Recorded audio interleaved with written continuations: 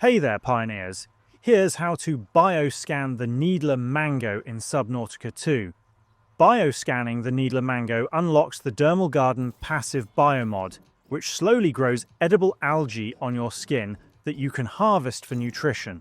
Before heading out, make sure you have a bioscanner, since it's required to unlock the biomod's full effect. You'll also need to reach the research outpost, located about 1,300 meters east of your life pod. From the research outpost, head south and swim down into the trench below. There, you'll find these large red eel-like creatures known as Needler Mangoes. They attack by firing spikes from a distance, so it's best to let them shoot first and dodge the projectiles.